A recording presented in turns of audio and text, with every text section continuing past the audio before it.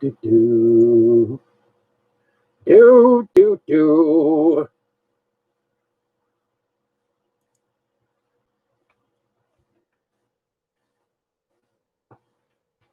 Hello, Internet Land. I am Big D. She, that lovely creature in the background, is Lady D. Fighting with something. Apparently it was me because she just hit me. Well, you did the obnoxious thing again. I told you I was going to do that. It's not obnoxious. To you? That's okay. Ugh, so I'm coming over here. Yeah. So hello, everybody. Welcome to Tuesday Night Chat with the Gamecraft Dragons. Showing off our new masks.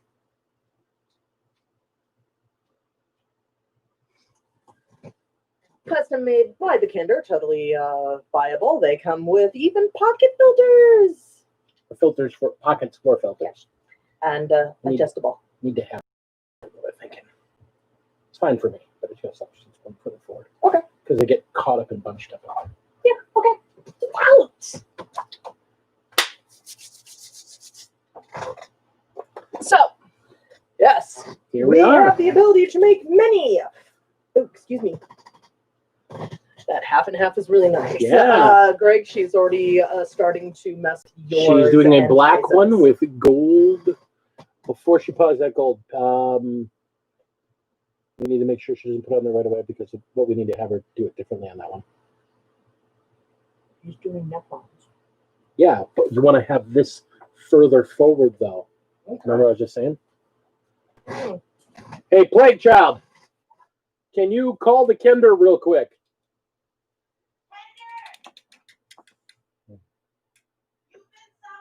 We have a couple of things we're doing tonight. We have a lot of stuff going on. It's actually a very busy night. I will try to stick out for as long as I can. My allergies here in Wisconsin are kind of kicking me in the butt. It's been very windy and rainy the last couple of days. So, all right. So, to introduce everybody, This is the Kinder, is the Kinder, who makes these the wonderful masks. Maestro. Okay, so that's one of the reasons you're being summoned. I'm giving you a piece of advice. I like this fit. I'm fine with it.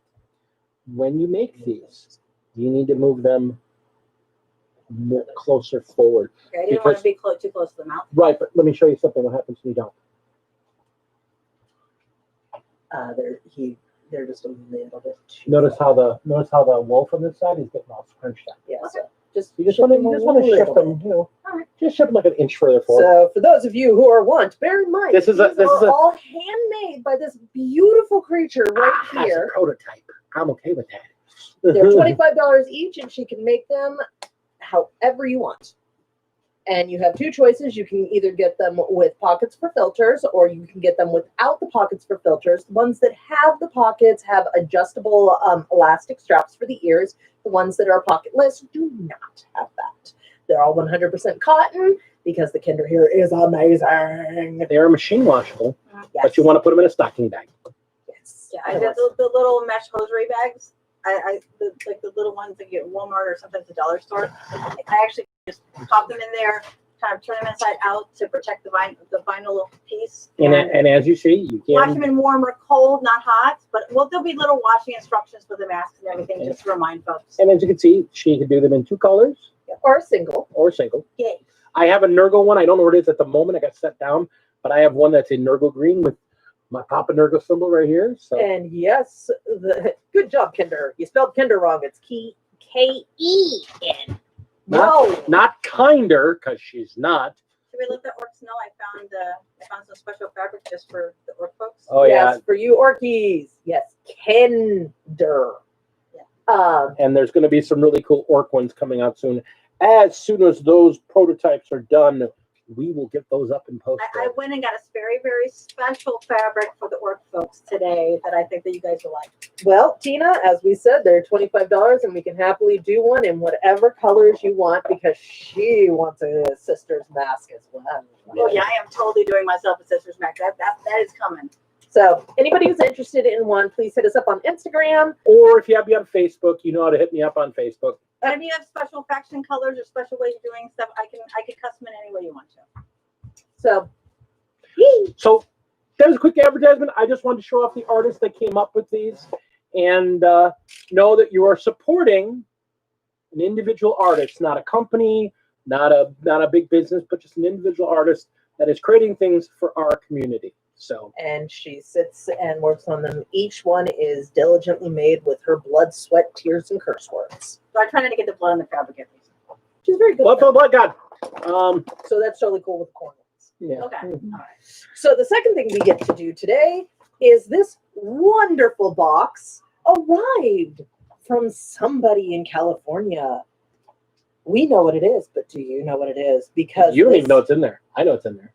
I know what's in there. I know partially what's in there. Exactly. I know everything that's in there. So this box was brought to us by an inquisitive inquisitor who might be slightly insane. In the membrane. So without further ado, ladies and gentlemen, we waited. We got this thing yesterday and we waited. So here live right now with no delays, we are opening a box that came to us from Inquisitor Zane. Back off. I'm saying you didn't do the tab. No, I hadn't yet. That's why I told you to back off. I'm a woman on the edge with a blade. Shut up. Open a box. All right, so let's see. The first thing I see on top is that what I think it is? Yeah. Oh, This is yes, we do have Zane's address now. This is a textured roller. It's like cobblestone. It's brickwork. It's like a brickwork cobblestone thing. All right. Second one we have in here is for wood. Yes. Yeah. A wood texture roller. And here's its case, by the way. No, you do not need it for orbital strikes. Oop, there's something else in here. I got you. Yay! Transfers, and more transfers. I'm addicted to transfers. I He get a really bunch. is. Get a bunch you didn't need, and since I'm doing a night, I needed more transfers. So he sent me a whole bunch of nights. And he sent you a whole bunch of looks like he already painted Yeah, them. he said he painted them, just stripped them because he only got halfway through painting them. Oh, but they look so cool. Potentially. But then Mechanicus bases. the thing that we have been waiting for, that we have been thinking about and wanting, ladies and gentlemen, I give to you paint cups. Gamecraft Dragon official logo paint cups. They're ribbed for your pleasure. And on the bottom as well. So you can get both on the bottom and on the sides. Zane was nice enough to sand them, and he actually is the one who did the base paint job. I really liked it. And he even put the Gamecraft Dragon logo on it. Yes, with the original logo on them. Yep. And so these are a limited edition run. Hello, Rayson. So we have 3 now. 4 paint cups. I think we have a dozen altogether. 5 paint cups. Water cups. Whatever. Same thing. Brush rinse cups. 6.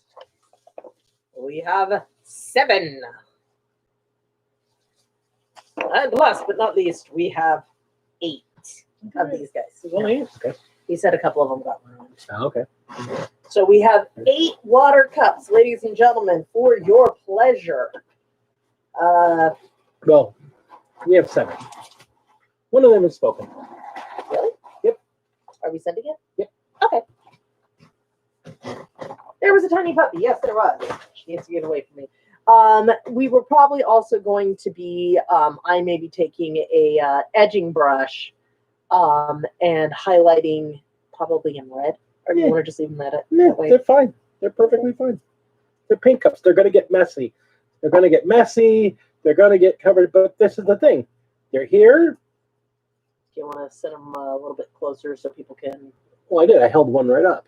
I didn't see See like that? I did this. So, And then it's got ridges on the bottom and then ridges on the back end. so the actual design of these guys really actually goes out. A shout out to Heinrich Botha, who actually helped create the design for them and created the 3D that Zane then took and used his plastic printer FDM printer. to create them for us. So Yes, yay!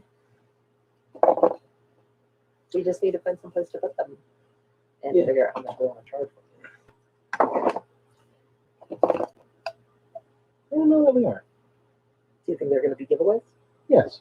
Because I don't know if we're going to be getting more of these at any point. So, I love you. Paint with me. yes. So that is what came from Insane in the Membrane, Mr. Zane. So thank you very much, Zane. When you get a chance to see this, very much appreciate all of your hard work and dedication to getting this done. Been a bit in the works. He is really happy about those. Third thing that we are going to talk about is what's on the bench? Are we? What's on your bench? A mess. She's working on a painting. She's doing a transfer. It's not going over very well. It's aggravating her. All I need is I just need the base stuff in there. So, I believe I do. I believe so, yeah. I believe I have the STL. I have to check. I know I have the lid because the lids we were originally going to do. I want to take and build them up just a little bit bigger and use them as like medals to give out when we do little promotional. But I will see if I actually have the STL. If not, I'll have Zane get it to me. Speaking of, that was another thing, is we at the GameCraft Dragon have been talking about doing a Justice League. I'm officially doing this call out now. Yeah, we're halfway through the month. You're going to paint one figure, ladies and gentlemen. You have until, let's say, the 15th of November. Paint one figure as a One Marine. One Marine. I'm doing a female. That means I wanted to use a sister. Oh, okay. Fine, one figure. Imperium. No, whatever, one figure. Yeah, I think so. One figure. And One the theme is the Justice League DC. Very specifically because somebody decided, hey, I'm going to do Batman, which is really easy. And I think that was Heinrich Botha as well. which is funny because Antonio just did a Batman. So those don't count. Antonio, if you're seeing this, Heinrich, those don't count. You can't do the Martian Manhunter and then give us an empty base. Doesn't work that way. No Marine bias. You can use whatever figure you want, but it's Justice League based. So please create DC, not Marvel, name. not Avengers. And so in the comments below, we would please, if you are interested in entering this, in this case, you will be getting one of our shiny GameCraft Dragon medallions, either in silver, copper, or gold. Once I get my printer up and going again. I'll find somebody else with a printer to get them. Okay, you say that. And it will have the actual receiver of them's name put on the back. And we will not be doing this just for D and I. We're actually going to probably do a video where we would like you guys, our viewers, to please vote on the 3 you liked the best. Yeah. That way it is completely by community. Yeah. Because this isn't, this is just for fun, guys. I mean, so if you have hate or you got a comment, make it constructive. No roasting anybody, don't flame anybody, no throwing tomatoes, or in Spud's case, no throwing baked potatoes or gauntlets at anyone. That's not a gauntlet. No, that one. I'm still using that one. You can do this one. You can use this No, that's my dry brush. I'm using that one. That one's good. one. So there is that. So you've heard it here tonight, Tuesday, live. You got a month. Cut and raw. Paint a figure. until Make it look like a 15 DC character. I think this is his way of trying to tell me to shut up. No. But you never hype things up. You walk around the block. Mm-hmm. You know, I was in the middle of winding down and moving on to the next. You wind it down. Don't wind it down. Gotta hype it up. Gotta hype it up. Push it up. Push it up to the roof. Push it up. Push it up to the roof. Oh, apparently somebody's hype. Hype? Apollo, are you hype? Are you hype, bro? Ow! Oh my God. He's very hype. You big dope. He's hype. Can't you see, folks? He's hype. He is gonna paint. He is gonna be part of this challenge, and he is gonna beat us all. Ah! Go get daddy. So, and look, we have a purple-haired play child who apparently has taken his love of BTS to the next level by deciding to look like RM. Mm-hmm. You guys listen to more BTS than I do. Okay, moving on. Dog, dog, dog. Before things that are supposed to be Dog, about dog, dog, dog, music dog, dog, channel. dog. Holy crap. Dog, dog, dog. So Yeah. now that that's been announced, we are going to move on to what's on the bench. D, go to the bench. So, y'all saw, did we do that live stream on Friday or Saturday? Sunday. Sunday. We did a live stream. By the way, I want the Ephraim Stern figure from me for mine. Okay. Well, it's not like you can't custom print me one, so. Yeah. I can't. That's what I just said. Go What? back to your talking. She wounds me. Not yet, but I can. Mhm. So, as you saw on Sunday night, I unpacked and built my new terrain kit. So that's what's on the bench. I'm almost done with it. I got to do some highlighting and then some washing. But the main bunker, the three angled portions of the trenches. The two trenches I already had, but I didn't actually paint. They've been painted to build. The two that came with the kit. And all the end plugs. So all the base coats are down. Yeah, all the base coats are down. I just got to get into highlighting the metallics, because everything else I already did all the highlighting and other stuff. But I got to do the highlighting and the metallics, and then I'm going to be doing a black oil wash over the stone, and I'm going to be doing a brown and black mix oil wash over the metals, and that should knock that out for me. And then, well, I got to first finish the highlights, seal them, then do the oil wash, seal them again, and then they'll be all good. And I'll have, part of a board of terrain. I love these pieces. I had forgotten the Commodore really wanted this set, or if I'd remembered, I'm a good friend. I would have been like, dude, come buy them. But by the time I remembered, I'd already had them cut apart and was half painted them. And everybody knows, once they're paid on them, they're mine. So I now have to tell everybody I know to keep an eye out at your local game stores. If anybody sees the sector, which one is this one called? I forget what it's called. He also said if I hadn't changed his mind already, he would have taken them. The sector or kill zone wall of martyrs. If anybody at any local game store finds a kill zone wall of martyrs, pick it up or let me know and pick it up. And we will make sure it gets to Commodore. because Commodore is finally building a table, a terrain board that he can play games on at his home. And because he is a lover of the great Kriegerites, he wants to build a set of bunkers and trenches and fortifications. He picked up actually one of the big fortification towers last week. I was really, you either pick up like one or two of them. They're really cool looking piece. I forget what they're called. But just, is it a Tower of Redemption or Citadel of Redemption, something like that? Just a really cool piece. Really, really proud of him on that. I'd love to see what he does with it, to be honest. Imperial Bastion, that's it. I really want to see what he does with it, because with his clean paint style,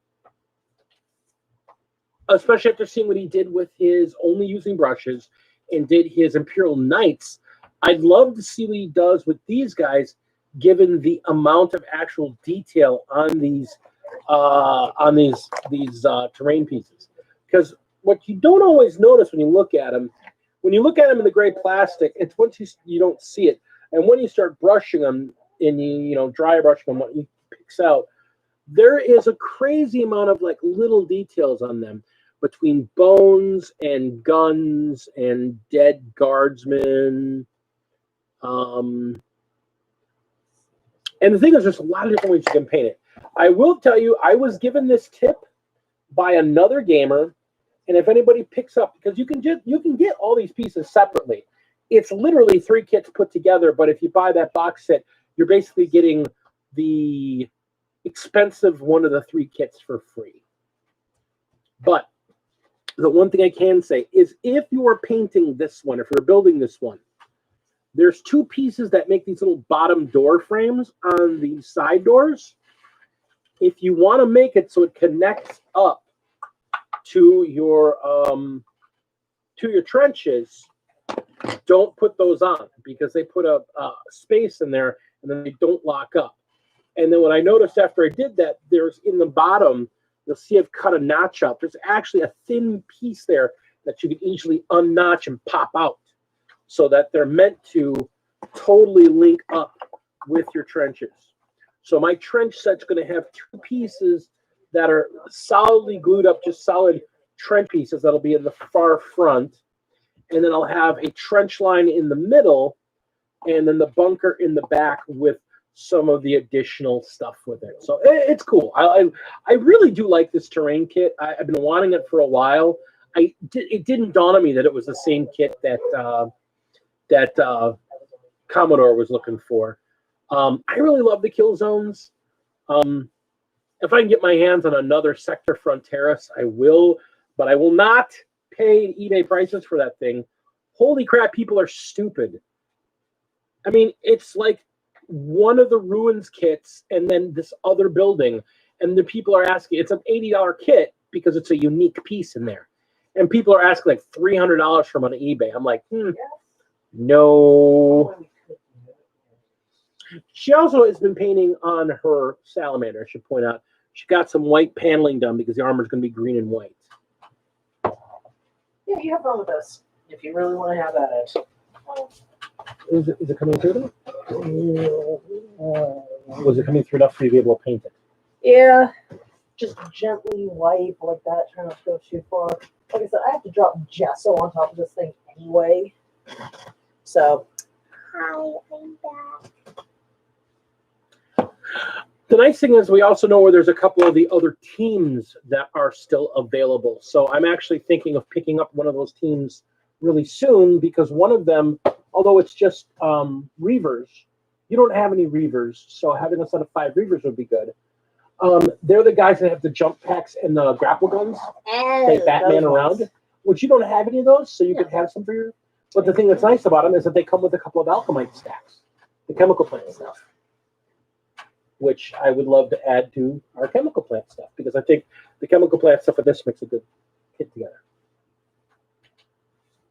You okay? I took a Benadryl. Oh. So she's out of it. Decided. So yeah.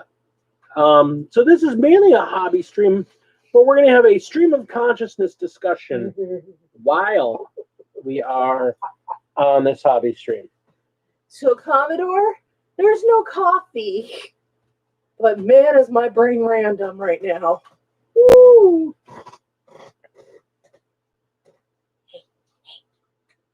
Did Yeah. you see my bag? It's thick and hella tight. No, it's full of trophies and tight. Whatever. He's been listening to this song like non-fucking stop. And wow, I'm like flashing the camera. Every time you wear that top, you do. I don't even realize I'm flashing the camera. Yeah, like I said, just do what you can and just wipe that stuff off. It's fine. But this stuff is kind of. As long as I can kind of see where the lines are, I can work from there. Because most of the time. So, What was I doing on this again? that being said, Excuse me. you're working for the likes. She's done that before. Can I do something? You can do what you want. No, if I was working for the likes, I would be doing this again. Or That's funny. this. Again. I'm pretty sure I can go worse than that. Oh, what does my arm hurt? Oh, that's right. Think of Work. the time that you flashed the camera. I just did it again. No, I mean like actually. I just did it again. Okay, so that being said, let's actually talk about And look, my flash in the camera only gave us 2 likes. and lost us a viewer. That's funny. Anyway, it's probably been going. I don't need to say that much more. I'm not liking this. What, the high brush? Yeah, and it's not bright enough. I need a brighter gold. Sorry, I'm a little busy. Fine, I'll reach all over you to get to my brighter gold then. Yeah, I'm just gonna try to get this all kind of flat and bold. That's all I needed. Because you need to be careful not to rub anymore because it's starting to take things off. Yeah, that's fine, honey. Let's try this instead. What's going on? Because it's the sponge. Is the sponge that like died? Came from the dollar store, probably. So, yes, at this point now, because I need a break, otherwise I'd be in the bedroom working on a Doctor Who, the last chapter of my Doctor Who fanfic that some of you are aware I've been working on for. Oh, so that's much better. Let's see, they have the bunker, and he has a $14 voucher, says the Commodore. And what are you waiting for? Yeah, the bunker's only like $30. Well, that flower's really pretty well. Oh, good. Just do what you can to get around it. Like I said, we are. I'll be careful for ripping or anything. Oh, wait a minute, 39. But isn't the vouchers, if you bought them back during that period of time, aren't they double valued? So that's actually a $28 voucher?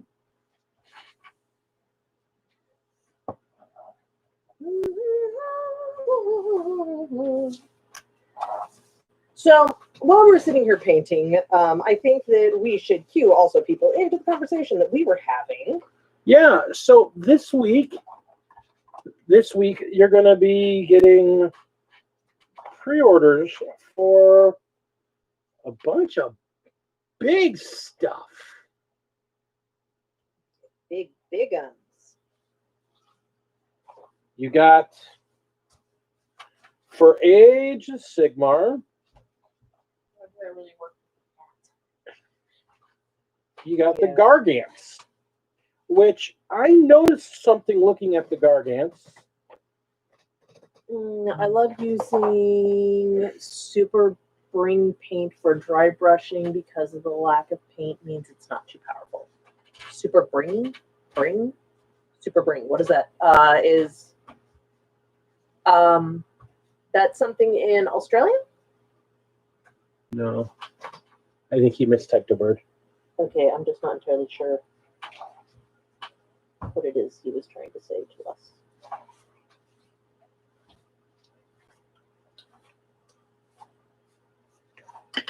He's using code. So now, keep in mind, this is what it starts with. It's this brassy gold. And with the highlighting, I get that.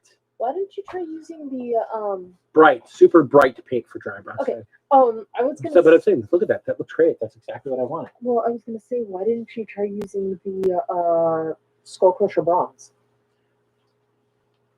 Or is that too bright? Not the right tone. Okay. What? Perfect. You know I love you, right?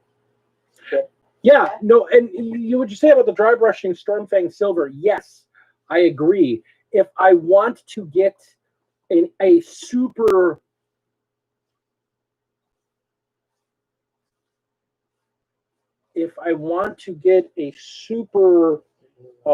shiny look,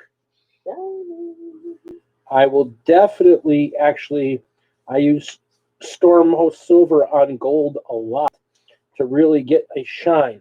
What I'm going to be doing, though, is I'm trying to make this look aged and worn and weathered. That's where non-oil comes in, my love. Nope, I'm going to be doing oil washes on this bad boy. There was a reason we bought those oil wash materials. The spirit. The spirits and the oil paints. Okay. Storm Host. Then let's see. Says dry brush Stormfang, then do a thin of Storm Host. What the hell is Storm Host? Dry brush Stormfang Silver, then a thin purple shade. And that's Stormfang, Storm Host. Have you guys seen my? No, I have not. I might be able to actually see you on Saturday. I close, I don't open. Yay! I saw them because you posted them in the lovely Saturday morning SmackDown chat. I don't know my password.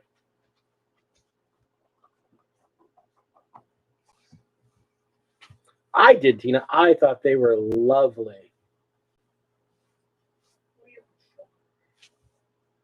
Or I can stop being lazy and go, reset my password. You could. Wow. If Tina and Ben used Discord, I could even get them a friends of the channel invite, like a few people have, just so they can hang out in the base channels and share stuff with the people Or you mean from listening to my psychoticness. all over the country. And world. Is it safe to seal varnish over oil washes? Yes, but Keyword there. I would not use a heavy lacquer. Honestly, I would use something like Tester's Dull Coat, which is what I'm going to be doing with them. And I would test it on I would do like a test piece. I'd take like a piece of plastic, paint it up some, put the wash on it, and then hit it with the Dull Coat and see how it reacts. But as far as I know, yes, it works just fine. I love it when he says that. As far as I know. Oh, dear.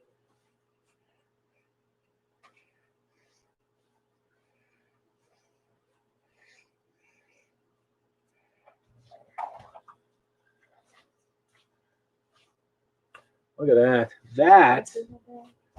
That's pretty. I really like, I gotta say, I do like, no, Tina, I will throw a link into the Facebook chat because I have your name, but it doesn't work the same way for mine because mine's an invite.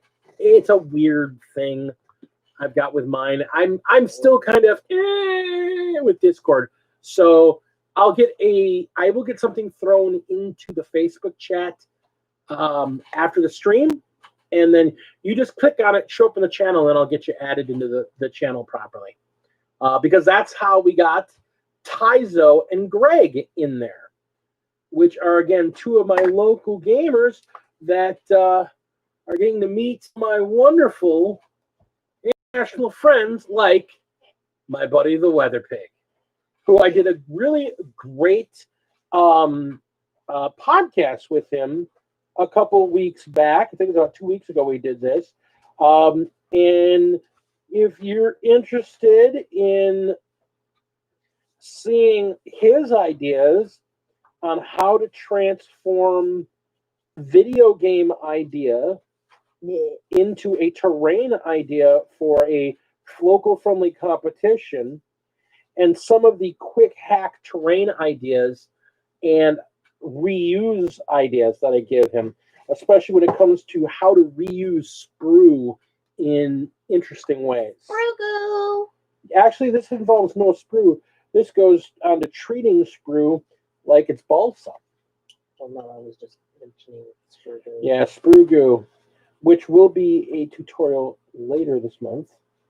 Oh yeah, and hey, Because already one of my lovely patrons, the amazing, yeah, I mean, some serious, some fun. It was really good. I mean, if you're into podcasts, I'm like his fourth guest, and it circles around model building and gaming and Gundams, and it just kind of rotates around this world.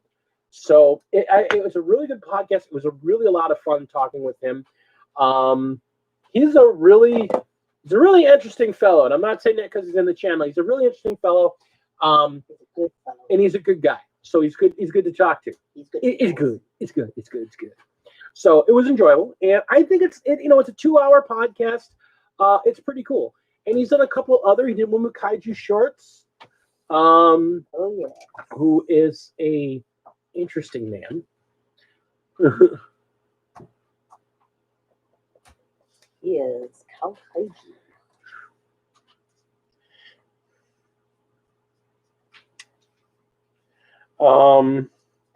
He has tamed the shrieking spiders of the Down Under and has become their leader. Now, also talking about podcasts, I'm going to have a link to it in my afternoons. A couple of friends of mine, a couple of my local friends, completely not Warhammer related, but they're friends of mine that I know through Warhammer, have started a podcast called The Minorities Report. And it's two gentlemen talking about action movies of the 80s and kind of reviewing them one by one. One of them who is a big movie buff, and one of them who's never watched a lot of these older movies because he was kind of sheltered as a kid. So they're rewatching them now and talking about how they hold up, what was good, what was bad, and interesting things they see. Yeah, I think Commando is actually one that they either just did or are just about to do. The first one they did was The Terminator. The original Terminator is really good. They've done like 2 or 3 at this point. I know they have another. I know they did 3 because they just had another episode come out. I haven't had a chance to listen to it yet. So Minorities Report. Yeah, go. And that's the thing. They actively invite people to suggest 80s action movies for them to watch. That they'll then kind of do this. They'll watch the movie and then they just kind of talk about it afterwards, about their thoughts and their insights on the movie and memories about it and stuff like that. What's going on?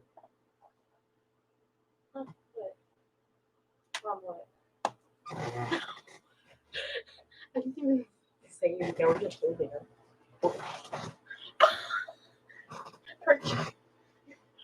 Oh, now we really got to come on to video.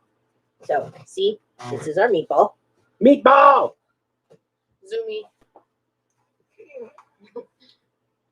My man, Mini Warmutt. He's a good guy. Another good guy. Some point, he and I need to get together and do a collab. He's been doing some non-Warhammer stuff lately. Some really good scratch build stuff. Really, really dig the stuff you're doing there, Mutt. I don't think she knows what to do right now. So, what we were going to talk about, there's, like I said, we started off talking about, there's a bunch of pre-orders going on this week, and it's all of big stuff. Ow, ow, ow, ow, You ow. just scared the crud out of her. It's okay, baby. She's a kitten. So, bite, attack. Again, she was trying to flee and fleed into my arm. Yeah. How do you think I feel? Every day I go to work, and I have to sanitize my hands like every 20 minutes or so. And I, hey.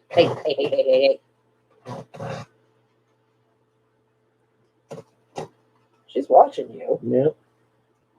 I'm working with shinies. She likes shinies. So, yeah, what I was saying is that there's a whole bunch of stuff on pre-order this week, and it's all big stuff. You got the Gargants, which are these $200 giants that are, I've seen pictures of them built standing next to Knights, Warhammer Knights, and they're the size of the regular Imperial Knights. There's the Monolith, which a lot of people are kind of concerned about that I've seen because it's a little bigger, but it's literally 2.5 times the old price of the old Monolith. Now, it is a gorgeous figure, and I'm not taking that away from it. But for a model that's not that used to begin with, for the price on that thing to go up that drastically, there are some players that are a little, the big knights, not the little knights, the big knights. It's a bit concerning for it to be that that expensive. But if I remember right now, again, I don't play Necrons yet. It is a Lord of War though, if I remember right. So it's a big boy. There's also, and it's going to be like 170, so it's going to be on par with Knights for cost. So if it is a big Lord of War, it's on a par with a Lord of War. There's also the Void Dragon Catan, which is a stunning looking figure. Oh, yes. And again, beautiful figure. Price wise, it's going to be on a par with the what's his name, Nagash. Now, seeing as that he's about the same size as Nagash, again, I think that's a fair price. And I mean, nobody's buying more than one of them, so there's limited sales of that thing too. But one of the people that I know that I actually have a lot of respect for his opinion on things, and I understand he also at one point used to work for Games Workshop. That's considered cheating. He's been talking about how to him it's noticeable how all these prices are going up on all these figures. And I kind of wanted to address that a little bit. And the reason I wanted to address it, because it's true and it's not true at the same time. Having an existing unit go up in price that much because it's a new cast, we don't know size-wise if it's bigger than the existing one. And again, the old one has been around for a long time. So we're talking maintenance on that. But what do you call it? Midwinter Minis sat down with a price guide from the 1990s, like the late 1990s, and looked at comparable figures that they could find from that era that are still going on today. Compared the prices to the current model, and then did the adjusted for inflation calculations.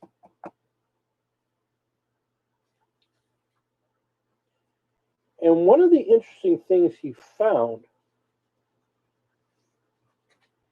was there's basically two ways to look at it.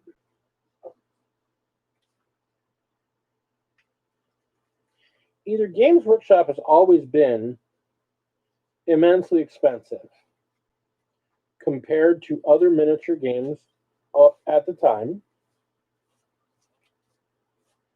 or we just don't like the new prices as compared to the way we remember them when we were young people. Yeah, they've gone up $5-10 here. They've gone up $5-10 here and there. Now, I'm going to tell you right now, this is not accounting for Australia, because you guys got screwed. You guys totally get screwed. I was looking at some of the price differences on what you guys pay for Warhammer figures. And I'll be honest, I don't even understand. I mean, I like Warhammer. I like Warhammer a lot. And I sometimes look at the prices and kind of go, yeah, I'm not going to buy anything for a month or two because I've spent too much because I bought a couple extra kits this month than I expected. And they're pretty expensive here in the States. And to be honest, compared to the rest of the world, they're not that bad. We're pretty much on par with England. But yeah, the dingo tax, or whatever you want to call it, the Australian import goods tax, I believe it's actually the official name of the thing. Holy crap!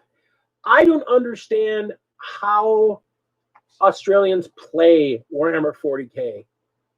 I don't understand how you guys can afford to play it. I mean, my God.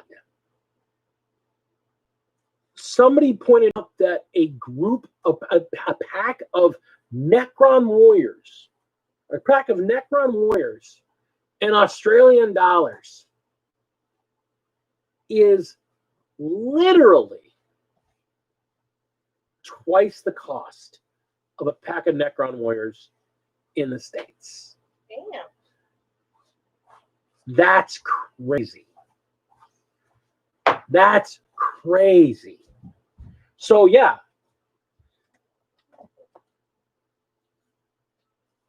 But the thing is, it's not them. It's an import tax. So it's not their government. It's a tariff on them, I believe. I don't think it's their government doing it to them.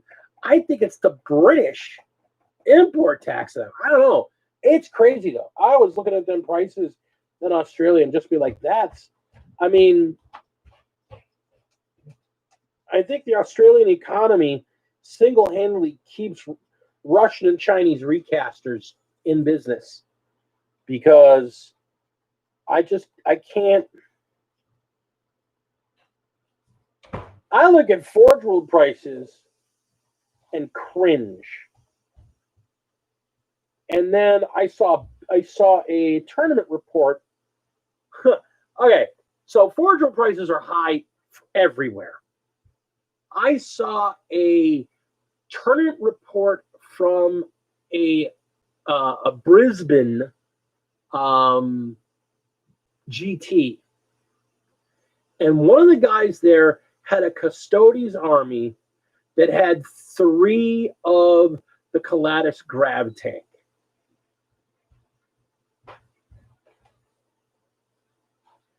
That's the Australian prices for that are, I imagine there's like a surtax of we'll just take your youngest.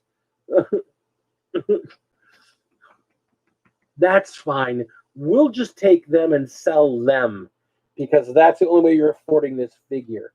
Holy crap. So yeah, I gotta imagine that recasting and 3D printers are keeping the Australians are keeping them in business to keep the game alive. I mean, I thought it was bad. I was talking to Heinrich, who is in South Africa, and The prices in South Africa are.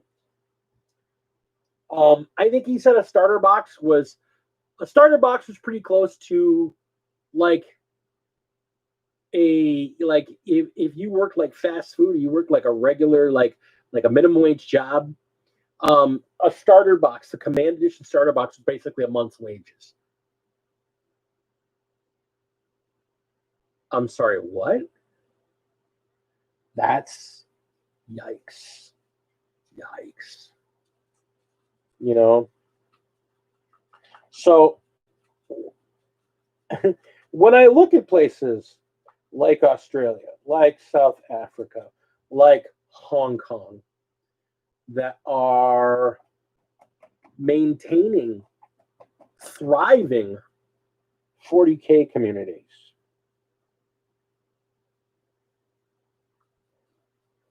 I look at the prices we pay in the US, and yeah, the prices are high, but they're no more higher. They're no more extreme than they were years ago. They've grown. Maybe now that we're not kids playing it, that we're the adults. It's not our moms and our dads buying us the stuff.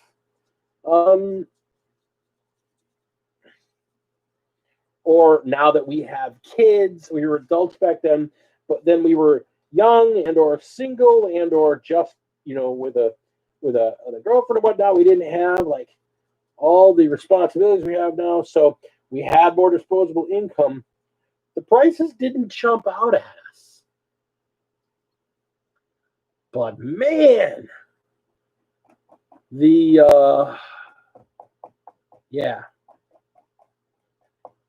just when you put the how the economy in the world really is today, and when you think about it, I mean, honestly, we're going to see the prices go up on them again. I mean, they have two overall price hikes in the last couple of years.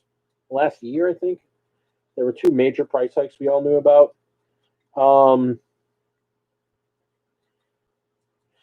I'm certain we'll see more. It's really noticeable. Yeah, I mean, you look at video. That is a really great idea. I mean, a really great example there. And the reason I say that's a really great example because I have a very specific.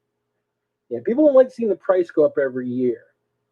1991 or 91 or 92. I was living with a bunch of bachelors in a place not fit for human life, but we managed it anyhow. And we had a copy of Super Mario Brothers 3 for our Nintendo, our NES.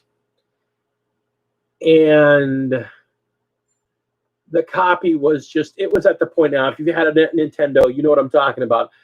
We had to stick that thing in the freezer and then blow on it to put it in. We had to try blowing on it, put it in, take it out, take it in, put it out, take it out, blow on it, put it in, on, off, on, off, on, off. I mean, we had to go through so many hoops, and yet it would still jack up, and it would still mess up, and still mess up. And it was 91. I remember this now specifically. It was 91. And I finally got sick of it one day, that I was sick that we were dealing with this every time we played this damn game, because we played the hell out of this game in our apartment. I got my paycheck, and I said, to hell with it. I got an employee discount at the place I worked, which was Sears. So I went to the Sears, which had an electronics department at that point, and I bought a brand new copy of Super Mario Brothers 3. And I got my employee discount on it. And I thought, man, I am paying a lot for this game. And I recently saw the receipt for it again, because it just so happened there was a box of junk I was clearing out, and I kept the receipt in my lockbox of stuff because it had a warranty, because Sears gave you a warranty on everything.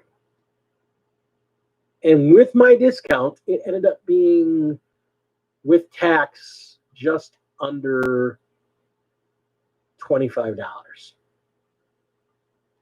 It normally was a $30 game. That's a lot of money in 1991. That's a lot of money. That's a half a day's wages. That's crazy.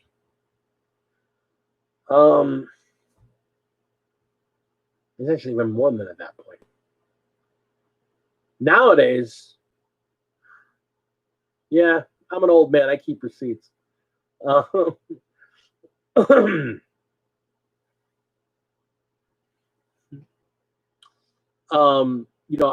look at, that's crazy. I had almost spent $30. Yes, I had a 30-year receipt. Yes, I had a receipt for 30 years. That's what made me think of it, because I happened to see the receipt. I threw it away when I found it, but it was in my lockbox for a very long time. Shut up, Commodore. Just because the receipt's older than you. Ugh.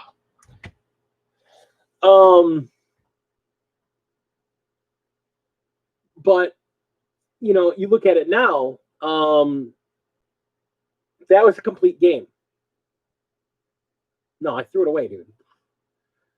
I got thrown away. I'm like, why the hell do I still have this?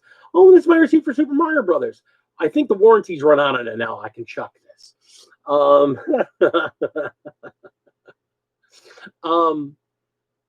But I mean, here's the thing. It would have been $30 to buy it new then. I'm a big fan of the Civilization series of games.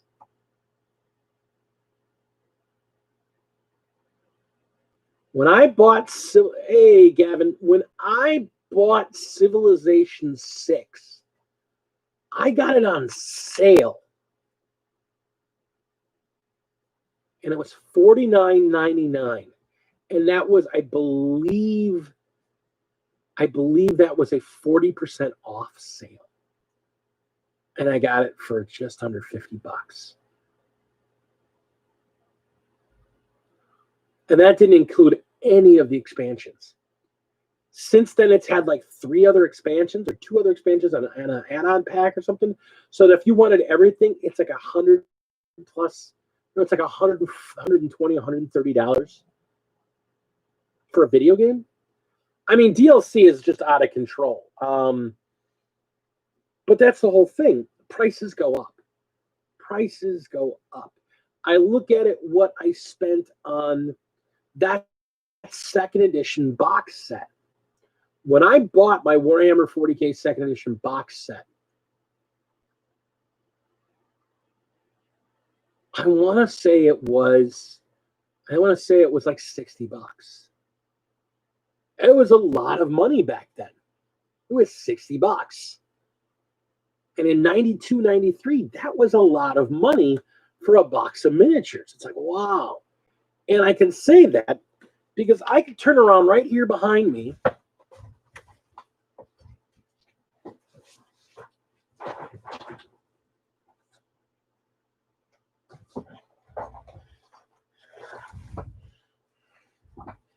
And pull out this all metal Dark Angels Tactical Squad from 1994. And it's got the price right on there. $30. $30. So the same price as a video game back then. Let's look at it in video game terms. You go buy a brand new video game, it's $60. You go buy a pack of intercessors, 10 intercessors right now, it's $60. It's about the same price.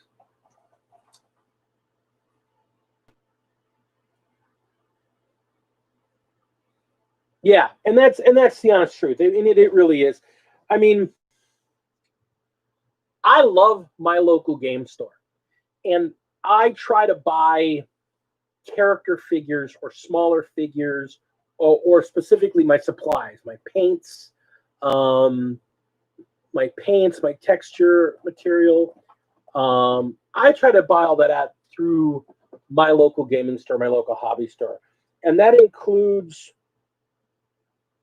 both the privately owned one and the Warhammer store in my area. I try to give them both patronage so that the local store can keep its doors open, and so that the Warhammer store, the Games Workshop corporate-owned store, sees that there's a value in maintaining the store here and keeps it open as well. But I will also be bluntly honest. If I want a lot of figures and I can't, I should say, if I want a figure, if I want like some good figures, and I can get, it's a big purchase, I'm going to buy it on Amazon because there's no reason for me to pay full price for something that I can get a lot cheaper online. I have Amazon Prime for a lot of other reasons. There's a lot of stuff I buy online, a lot of stuff that gets shipped to me. I pay for it for free. Plus, it's basically got like a Netflix built in, and it's got music built in. And as everybody who knows me knows, I listen to a lot of music. So that's a big deal to me. But when I'm buying figures, Amazon, eBay, like perfect example. When I built my orc army, when I was building my orc army, I got a guy basically sold me. He had 2 boxes of Ludas left. He was just trying to get rid of this extra stock he had. And he basically said, hey, you're going to buy 1 box of Ludas for it was like 25 or 29 bucks. He's like, for 10 bucks, I'll throw a second box of Ludas in. Done. Take them. So I got 2 boxes of Ludas out of him. And then I 3D printed some extra legs and some extra torsos, and it turned into 2 boxes of Ludas and 2 boxes of Burna Boys because the bits are in there. So I learned to stretch my figures. I look at my guy, the Pale Orc, and he kit bashes almost everything he does for his orcs. I mean, he uses the figures for the dudes, but if it's a vehicle, it's kit bashed. It's pieces, parts. And you can do that with orcs pretty well. But yeah, I mean, Warhammer really is. They're the king of going, hey, you thought you had money. Give me. One of the biggest mistakes I ever made was I wanted to do it with my wife and then realized, shit, I got to pay for her figures now too.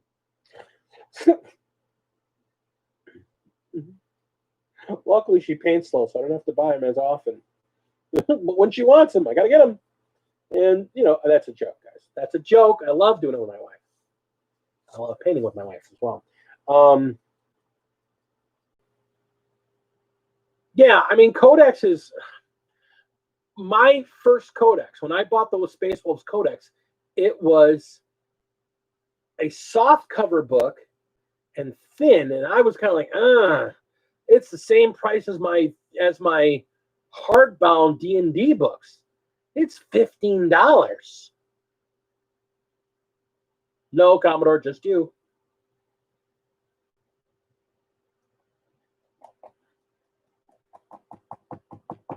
Sure. Yeah, you do in flight. Yeah, it didn't crash at all. Or if it did, I wasn't aware of it.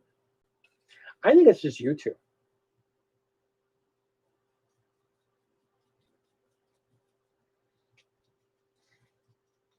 That's another good thing you look at. I mean, when I started playing Warhammer, I bought my Space Wolf Codex, and I was like, well, it's kind of expensive for a soft cover book at $15. And the reason I remember the price, because it was the exact same price. It was the exact same price as the D&D hardcover books I was getting at the time, whereas the D&D softcover books at that point were $9.99. So, and nowadays, again, you look at D&D books, the base book is $60 for D&D now. I'm like, wow, really? I mean, I remember when they went up to 25, and then I remember when they went up to 30, and I was like, oh, this is crazy. Gonna go out with an edition every 5 years, and I gotta buy a new 3 set of books. Yeah, 3 books. I can live with that. You look at the poor guys that bought all of the Psychic Awakening books that they weren't able to use at $40 a book because COVID hates Warhammer. And you look at, like what COVID did to that, and those books are $40 a book. And now, if I remember seeing it right, there's a lot of good lore. There's a lot. I gotta say, that's the one thing and you can say what you want about Warhammer, about Games Workshop. Again, I'm gonna come back to that because that's a really great point there, Ben. I want to talk about that. But again, the books are on par with other game books too. They're not.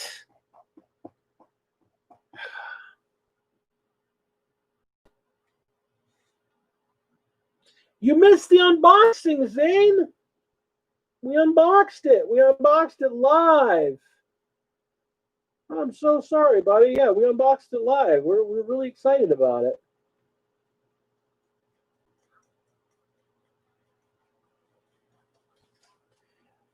But Phoenix, that's a good point. It is expensive to be a geek. Being a nerd is expensive. It's why you don't find too many nerd drug addicts. Everything made it here perfectly safe, dude. The cups look amazing. The transfers are very happy.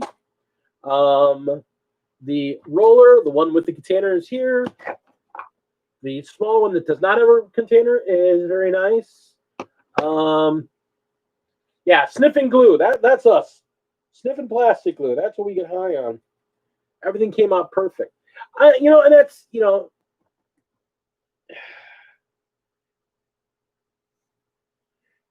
kids in the Warhammer. You never have to worry about where they're going to be at night. No girl's going to date them, and they're not going to be out running drugs because they won't be able to afford them. All right. I'm going to let that dry then. All right. Yeah, Zane, I'm super happy. They're super, super awesome. Thank you so much, buddy. Thank you.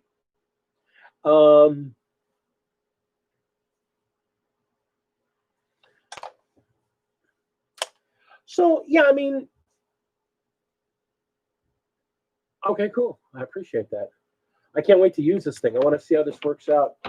I want to see this on some, I've got some epoxy putty green stuff. I want to run this over and see how it looks. I'm super excited. Super duper excited. Yeah, super excited to do that.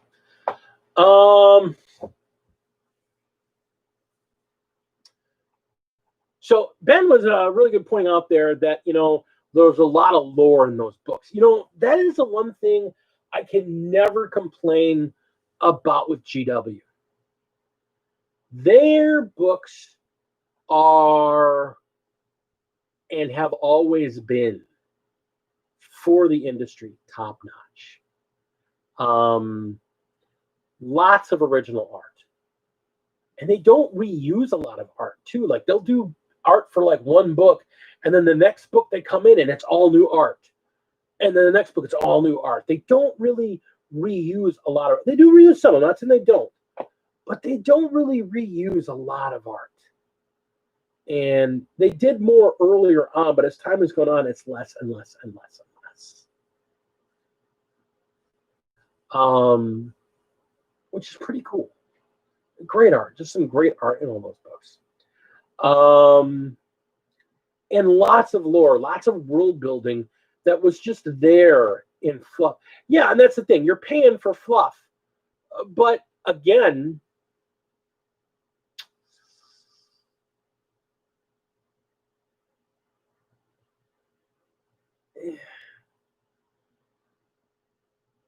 Would you rather pay $50 or £50 for a book that's got nothing but rules, no pictures, no fluff, just rules and stats, rules and stats, rules and stats, rules and stats, rules and stats? If you've never played the game before. Or would you rather have a book that you got to buy 3 of? You have to buy 3 separate books because you have to buy the rule book, you got to buy a codex, and then another book. You'll need some other book online. That now you've got rules in 3 books, but you've got fluff. So you've got this picture and this idea of what this world you're in is in. Now, that's the other thing to keep in mind. Warhammer 40K has been around for a long damn time. So there's a lot of fluff to get through.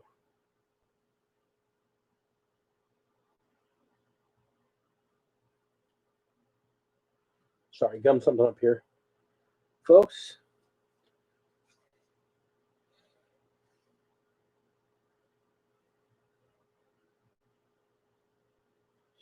yes, technically Warhammer 40K has been around for longer than 30 years. Now, I would say, really, Rogue Trader was its own game and wasn't very playable. It was when 2nd edition came out in 91 that the game really became playable. The Rogue Trader, honestly, if you look at the rule book for Rogue Trader, if you actually ever get a chance to open it up and take a look at it,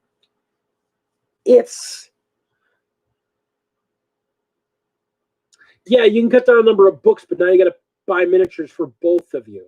So, you know,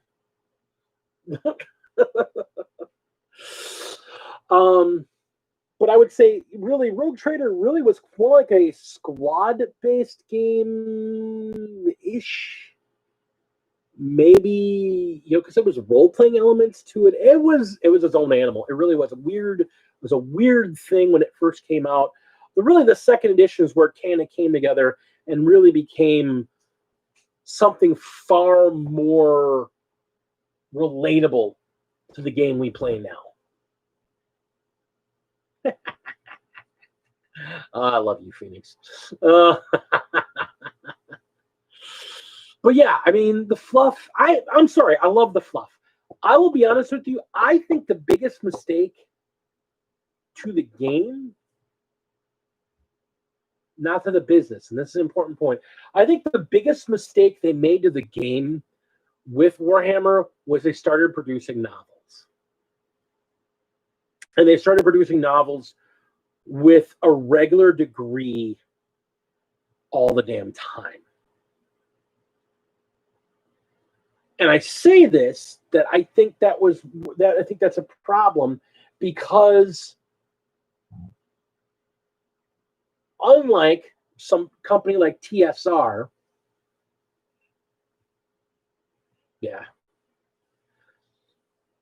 unlike TSR or later Wizards of the Coast, when they did novels, specifically TSR was famous for, when TSR did novels for a line, like they did the Dragonlance books, they already had the storyline plotted out. Get back to that. That's somewhat true, but not always. And that's what I'm getting to. When they would produce the Dragonlance books, they already knew what the beginning, the middle, and the end of the story was. When they wanted to add on 2nd and 3rd books, they had a Bible. They basically had a company Bible that they would go, okay, boom, these are the rules. These are the things that are true. These are the things that are false. These are the things that you can do. These are the things you can't do in whatever world you're playing in. If you're doing this in Dragonlance, these are the things that when you're writing, you have to take account for. If you're doing it in Forgotten Realms, these are the things you have to account for. So each one had its own flavor, but there were rules, there were guidelines, there were things you could do and couldn't do. And it was very funny because people that knew D&D, when somebody did something that didn't really fit in the rules of the world, that novel would almost always be blasted because you can't do that. That's against the rules or stuff like that. I think one of the biggest ones I ever remember seeing that complaint about was that, I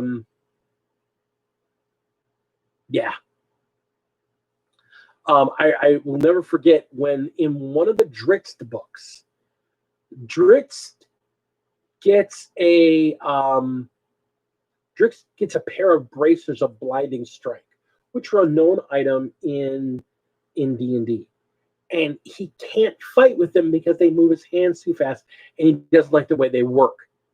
So he takes them off his arms, and he puts them on his legs and wears them as shin guards so that he can move in combat faster. And every D&D geek I knew looked at that and went, that is the dumbest thing ever. And everybody commented how dumb it was. And it was very obvious the person who was writing Dritz, R.A. Salvatore, was not a D&D player. He was working within the rules of a fantasy world, and this wasn't something that was completely lined out, so he tried it and thought it was cool. Everybody hated it, but it became a thing. The reason I bring that up is because Games Workshop doesn't have that. Games Workshop has the editor of the era, and you can tell different eras of fiction because of the tonal changes. The very early books, the earliest books they did in the mid-90s, had a very different tone. They actually brought in a professional fantasy writer, like kind of a named fantasy writer. I forget his name, but it was a named fantasy writer, swords and sorcery, fantasy, sci-fi fiction writer. They brought him in, and he did. It's called like the Tales of the Inquisition or Realm of the Inquisition, something in the Inquisition, and he did a series of stories. And that's where and I think it's just a bunch of short stories. But one of the short stories there is the first telling of, and I had to bring this up because I just read this today, actually. I just read this passage today, where they talk about the very first time they ever presented the fight between the Emperor and Horus and the climax of the Horus Heresy. Everybody knew how the Horus Heresy ends. Horus and the Emperor, Horus is attacking, everything's falling, everything's coming apart. The Emperor finally says, to heck with it. And he and Rogel Dorn and Sanguinius and a bunch of Terminators teleport up onto the War Master's ship. They get separated in the teleport.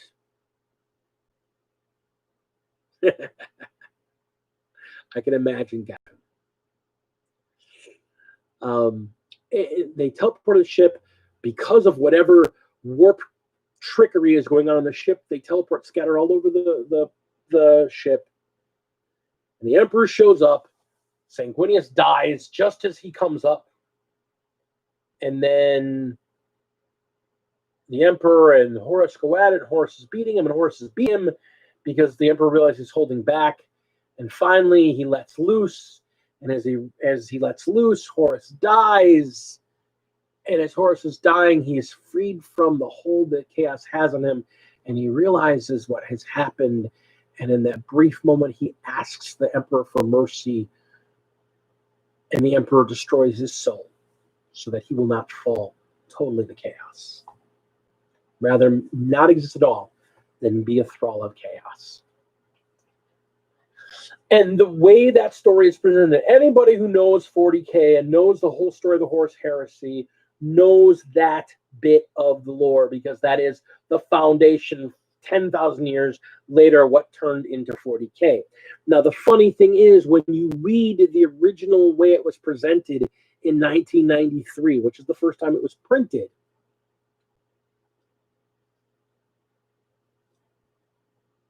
it reads very pulpy.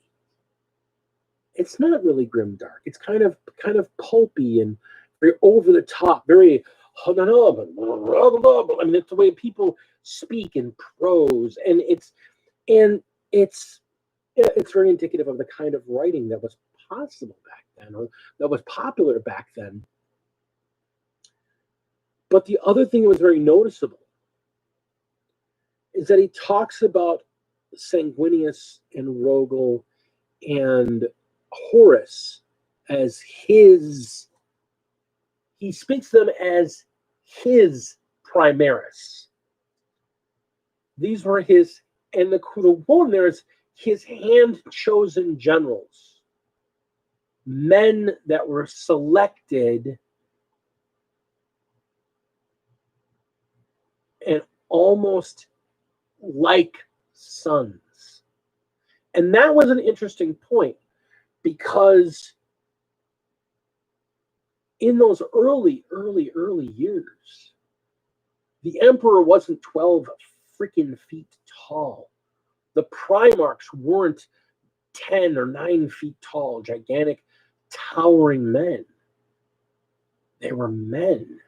I mean, heck, originally, Space Marines weren't anything more than guys in power armor.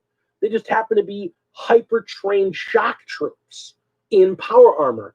They weren't roided out, reprogrammed genetically, interface, robo mega soldiers.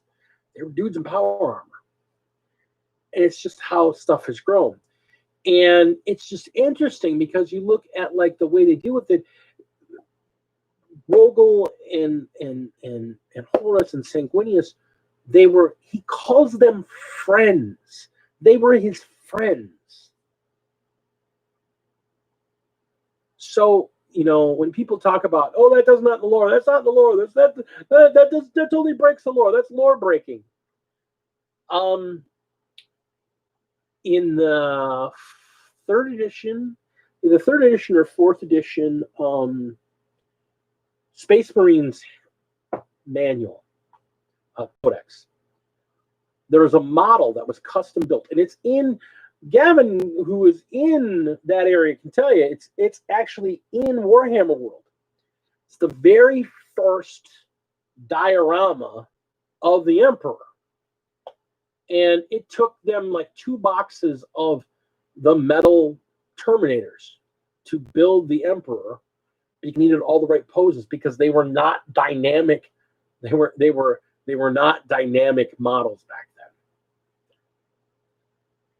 But it was the Emperor walking up a set of stairs with Sanguinius on the ground and Horace standing at the top of the stairs.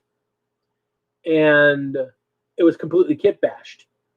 And Horace was a guy in a Terminator armor, and the Emperor was a guy in Terminator armor with his head sticking out. And Sanguinius,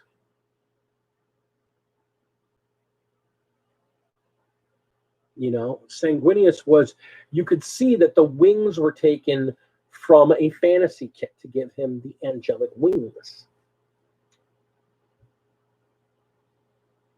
So the lore changes. But the thing is that the problem was that the books were such this great source of lore, and it was all this great lore. And then they started selling the books, and they did all these books, and every single editor-in-chief of the book line at the time had a different idea of what they needed to be. And I mean, that's how the Ultramarines went from being very generic. When they first came out, the Ultramarines were very generic because in second and third edition, all the Marines played the same, except every single chapter had one slight change to the rule to make them different. One slight change. They were usually a little better at one thing, a little worse at one thing. Except the Ultramarines. The Ultramarines were straight stock rules. That's what they were. They were just normal Marines. And the reason they were the poster boys for a long time was just because they were Marines that didn't have any additional rules. And yeah, so then there was a writer that came in, and I think it's Dan Abnett. Correct me if I'm wrong, but I believe it was Dan Abnett. I don't know all the honestly, I've only read a bit of the fiction, some of the new stuff, really. Gav Thorpe, a lot of his recent stuff I really dig into. But there was an era where apparently this one guy loved the Ultramarines so much, and he turned the Ultramarines into this unyielding force that everybody wanted to be just like the Ultramarines. And everybody, all the other Marine chapters looked up to the Ultramarines. Everybody wanted to be like Ultramarines. And it was like they just started compounding lore. And then they let him start writing novels. And you read some of these novels from this era, and then they get all really crazy, and just the lore goes out the window. And the problem is, you could have 3 books written by 3 different authors about the same type of thing, and they would be wildly different takes on the same thing.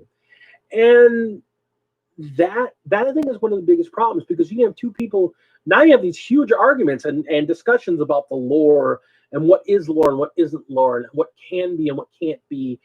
And that sucks, because every person could pull out a book or a story or an article and prove their point, and they'd be right, because they don't have a single Bible. They don't have a universe Bible. Comic book companies are known for this. Comic book companies have their comic Bible. These are the world, this is the stories, this is the history, these are important events, these are things that cannot change, these are things that have to be a certain way. This is the way the world is. And I don't think 40K has that. Yeah, I saw that Mel is finally back. That's good to see. Mel's a good guy. Mel's one of the guys that got me into doing my own channel. And as I can see, I've been blathering on for a bit now, and we are at the 9 o'clock hour. So I think that's going to be it for us tonight. I apologize that Lady Dragon never came back to us. I think those antihistamines just knocked her the hell out. So that being said, my friends, this is where we're going to end for the night. Thank you so much for coming in and joining with us today. Go ahead and please hit that like button. Please hit that like button. That really helps me out. Again, we're going to have links down below and some information on that Justice League paint challenge that we're doing. We will be doing a Justice League paint challenge where basically everybody picks a Justice League character, post it in this video, post down below who you're going to paint, and pick a Warhammer figure. Doesn't have to be 40K. It can be either or, but pick a Warhammer figure and paint it up to look like that character. Let's see what you got. We're going to let everybody vote on that as a group. And everybody keep safe. Quick shout outs to my Patreons. I can't list y'all right now, unfortunately, because there's a couple things in change and flux right now. I'll be talking about that real soon. But that being said, still, thank you so much to all of my Patreons. You guys really help me out. It's really great. You help me keep this channel going. I will say your name. Fine. Mini Warmutt is a Patreon. He gives me $1 every month, and I love him to death for it. He's a good guy, and he and I need to do a collab. So you guys are the best. Thank you so much. Big love to all of you. And we will talk to you very soon. Remember, build terrain, paint terrain, so that you can epic your board and epic your game, epic your life. I'm Big D. She was Lady Dragon, and we are the Gamecraft Dragons. Thank you so much, everyone, and you have a really great evening. Take care of each other. Be safe and wear your damn mask.